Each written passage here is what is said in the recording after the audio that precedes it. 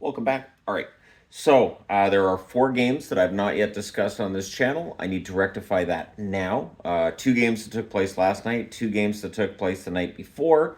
And no, I'm not wearing a jersey because I only brought three on vacation and two of them are still waiting to be washed. And none of them are really applicable to tonight's video. Anyways, and I will also talk about the All-Star team rosters. So from two nights ago, the Columbus Blue Jackets and St. Louis Blues, their final game before the break was a 1-0 win for Columbus. Voronkov with the goal from Werenski and Goudreau. The shots in that one ended up being 22-21 for Columbus. There were 11 shots in the first period, 10 shots in the second period. I did talk to a couple of guys from the Ducks on how were the games last night, and they were like, yeah, they were kind of rough. So 0 for 2 for each team on the power play. Hits were 16-14 for St. Louis. Merzlikins gets a shutout going into the break, which is good for him. 21 saves for that shutout. Bennington, 21 saves on 22 shots for him, so not too shabby. And the other game on that first night was San Jose defeating Seattle 2-0 before they came down here and lost last night in overtime 3-2. So San Jose goes into the break with 3 points out of a possible 4 in their final two games going into the break. Both goals were scored in the third period, the same as the Columbus-St. Louis game. Vlasic scores from Emerson and Eklund, and Ruda scores from Eklund. And Eklund looked good last night too, so William Eklund is really getting it together. At the NHL level. Seattle outshoots them badly in the first, 13-3. They had 5 shots each in the second period. I did find it interesting. In both games that night, you see 5 shots from each team, 14 shots from each team in the third. The final shot's 32-22 Seattle. Both teams 0 for 1 on the power play. The hitting, not really. 9-6 in favor of San Jose. Decord saves 20 out of 21, and Blackwood with 30 saves on 32 shots. So, or 32 saves on 32 shots. He gets the shutout. Yeah, okay. Vacation mode and all that. So the second goal by Ruda is an empty netter in that one. So both games were essentially 1-0 games. So when I saw that, I will be honest, I thought at least I didn't miss anything major. At least I didn't miss like this fantastic 8-5 game where there's all these incredible things going on. Now from last night's games, it was a 3-2 overtime win for the Ottawa Senators over the Detroit Red Wings. First period, it sprung from Veleno to give Detroit the lead. Second period, we get 2 goals from the Ottawa Senators. Kastelik from Bernard Docker. And what did I write down here? I wrote down... I I don't know what I wrote down. I really don't, and I really wish I had. I really wish I knew. But anyways, third period, and I swear, once I'm back home, I will get back to doing all this as professionally as possible. Third period, Detroit does tie it. It is Larkin from Comfer and Mata with that one there. So, yeah, they go to overtime. Pinto with the overtime winner. So, Shane Pinto getting things going into the All-Star break. Good for him. Shabbat and Tarasenko with the assists, the shots in that one. 8-3 Ottawa in the first, 11-9 Detroit in the second, 11-6 Detroit in the third. 2-0 in the overtime in favor of Ottawa. Both teams with 25 shots. The power play is 0 for 3 for Ottawa, 0 for 1 for Detroit. The hits, 16-11 for Detroit.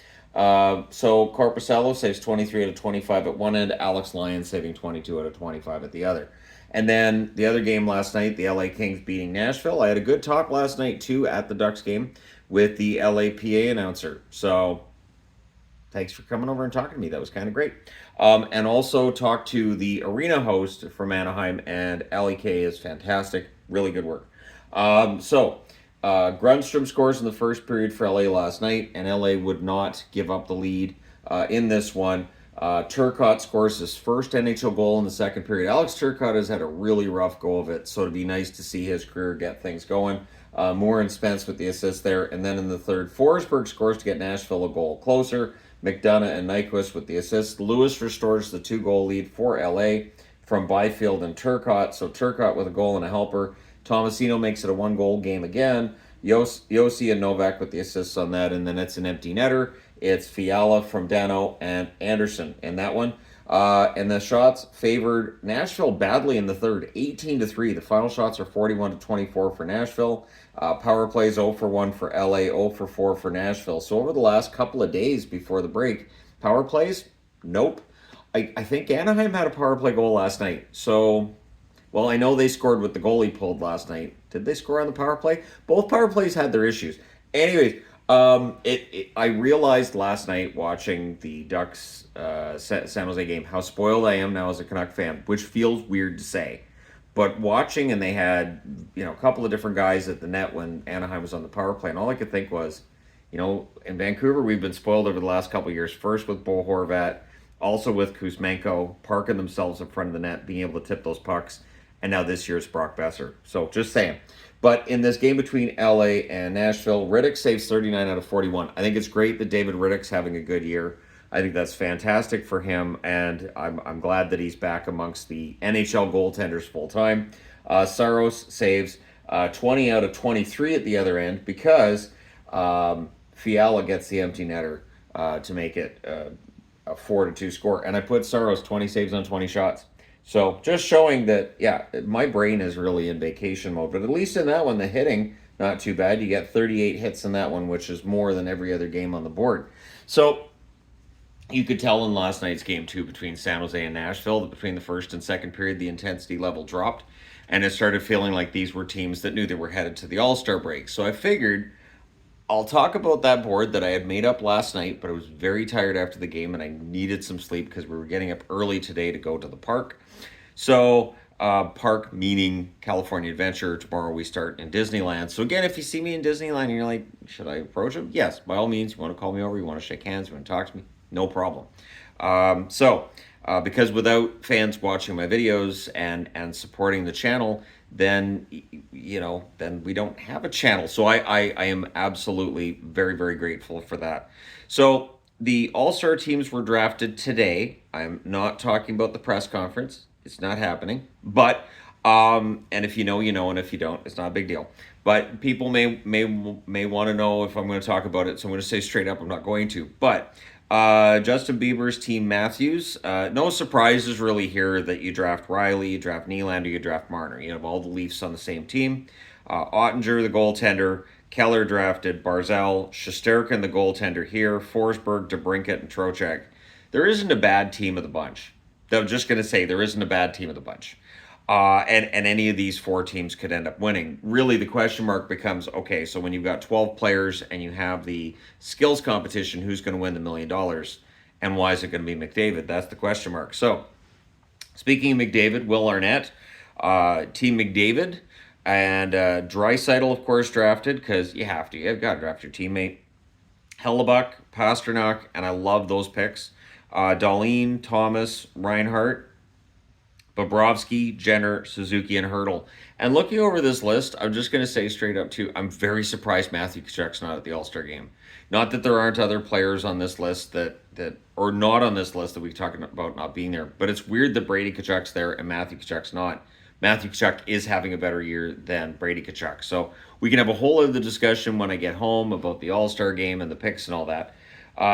So Tate McRae's team McKinnon, Makar, because you got to draft your teammate, Crosby, and then Georgiev. So he had to draft Crosby because McKinnon and Crosby, of course, you just have to. There's that connection there, just geographical connection. Georgiev, Kaprizov from Minnesota, Aho, Wilson, Swayman, Konechny, and Lindholm. And then Bjorkstrand. It is interesting that Lindholm gets named to the team as a Flame, and then last night he becomes a Canuck, which makes it awkward because by my count, we don't have a Calgary Flame at the All-Star break, which I'm okay with not having every single team having a representative, but people that have watched my channel know that, yeah, I'm fine with not every team necessarily sending an All-Star. I think that when you have 32 teams, I think it's more important to make sure you've got the best players there, while at the same time acknowledging there's going to be players who can't go or don't want to go, and it's not going to be a serious thing. It's never going to be a serious thing. It's just not. As much as we might want them to take it seriously, I would expect tomorrow's skills competition with $1 million on the line to be taken quite seriously. But the game itself, I mean, I've seen arguments of, well, if it was divisional, then that division gets home ice in the Stanley Cup playoffs. Didn't baseball go away from that? Didn't really do a whole lot for their baseball All-Star game either. I'm sorry if I kicked the stand for this and if the camera moved. I do apologize. So my buddy Mike here, along with Team Hughes, Michael Bublé, of course, Quinn Hughes, and of course Jack Hughes there with them. Jack Hughes is not playing in the game. I'm glad he's at the All-Star break. I'm glad he's there. It's just a shame Luke Hughes isn't there too. Like I feel like we should have like a brothers playoff kind of thing at an All-Star break. Anyway, Pedersen, Kucherov, Demko, Connor, Brady Kachuk there, Bratt. So Bratt in place of Hughes, of course. Talbot, Brock Besser, J.T. Miller, and Frank Vetrano. So, having watched Vetrano get the game winner last night for the Anaheim Ducks, I'd be perfectly fine if the Canucks found a way to add him at the deadline, if that was a thing. But again, it's been great being down here. I also want to, and I'm pretty sure I said it last night. I've been talking about it on my own personal Facebook account too. Anaheim, the Ducks organization has been fantastic, and it is one of those things that over this channel's lifetime. Obviously, when the channel started out, I was like, there's teams I don't like, and I don't like Montreal, I don't like San Jose, I don't like Anaheim. Those feelings have definitely changed over the last 6 years, and Anaheim, with just the amount of people in that organization who came over to talk to me when I was in their offices, the number of people who knew who I was. They were having a little vote on designs, and they were like, "Oh, you should totally vote." And I'm like, "I'm going to get a vote." So Yvonne and I voted. So maybe the design we picked, they're like, "Okay, well, maybe." And we got swag, and we get like it's just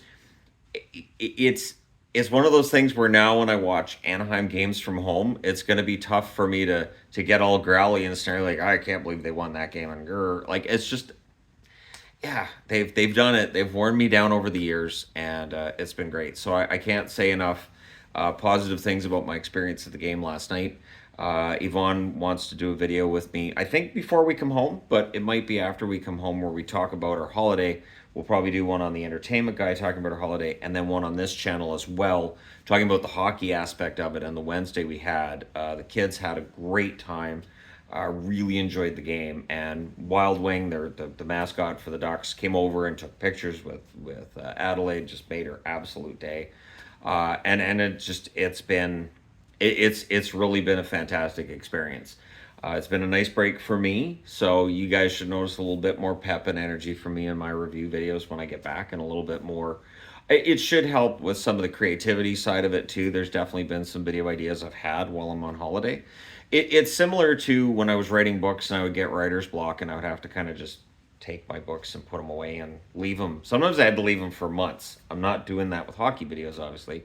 But sometimes I would have to leave it and then come back and come at it with a fresh view. So when I get home on Sunday, and that's when we get home, yeah, I should have a fresh point of view on these things and a fresh view on all of it. And yeah, it should be a lot of fun. So I'm looking forward to that.